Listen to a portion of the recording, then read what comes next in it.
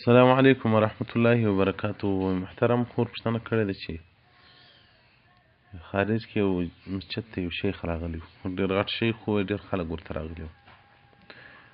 نو بیا ته په دا خبرو کې ویلي وو چې دا د مړو نومان لیکل دا شرک دي. دا اوس ښایي اصحاب کهف مراد و. نو دا زوی ما ته دا خبره راوړله، نو دا یو ما ته شک راوړلی چې دا اوس څنګه خبر ده. او محترمه دا ته شیخ مه وایاست، اساسي املا و، حافظ د حدیث و، شیخ د حدیث و، هغه ته ویل کېږي چې 3 لکه حدیث یې متنان و اسنادان یاد وي. 3 لکه حدیث. نو په زمانه کې موږ ورته نه ولید د چا د 1000 حدیث متنان و اسنادان یاد وي. بس ملایانو په نامه به غږ سره کوو. مالک رحمت الله مبارک وایي حافظ د حدیث و یا شیخ د حدیث هغه ته ویل کېږي چې 3 لکه حدیث یې متنان و اسنادان یاد وي. جمع الوسائل فی شرح الشمائل صفحه 9.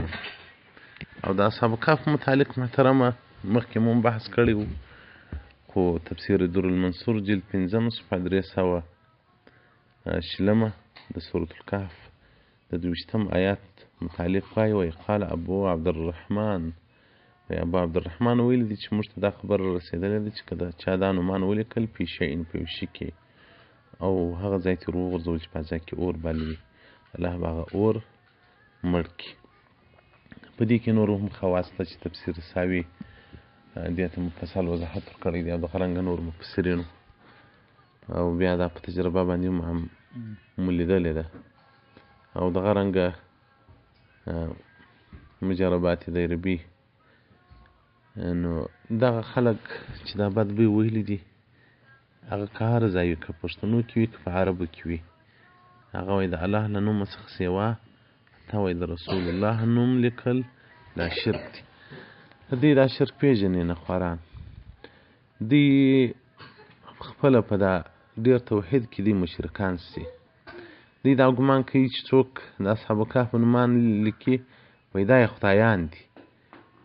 نو د دوی دغه ګمان چې پر مسلمانانو کوي، دوی ته الله معلومات ورکوي، وحی ورته وسوه، او که دوی ته علم غیب ثابت دی، خو نه وحی سته او نه علم غیب چاته ثابت دی. نو خپله په غټه ګمراهي او په شرک مبتلا سول چې پر خلکو باندې سوء ظن بد ګماني کوي.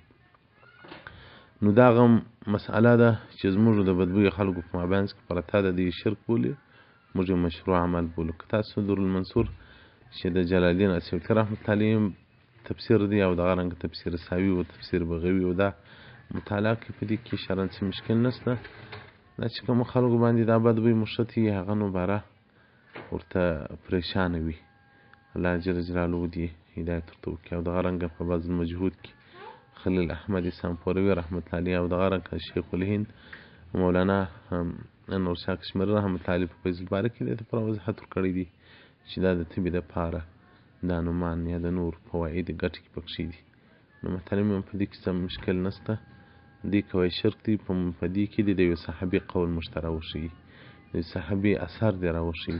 موږ خو هغه دی د ابو عبدالرحمن، نو هغه دی د ابو عبدالرحمن څخه روایت دی جلال الدین اسیوطي رحمت الله علیه ذکر کړی دی. موږ خو دلیل لرو. دې چارې خواته ولاړ سي د ابن تیمیه څخه سوا بل څوک دلیل نشي ګرځولی. ابن تیمیه یو عالم و، تېر سوی و، د دې مقتدا دی، د دې پر رایه خبرې کړي دي. د هغو سره موږ په ډېرو شیانو نه بل په ډېرو شیانو کې ورسره مخالف یو، ځکه د رسول الله صلی مبارک زیارت ته ورتګ ګناه کبیره بولي، وایي د زیارت قصد به نه کوي. د رسول الله صلی مبارک د زیارت او د بل زیارت هېڅ فرق نشته.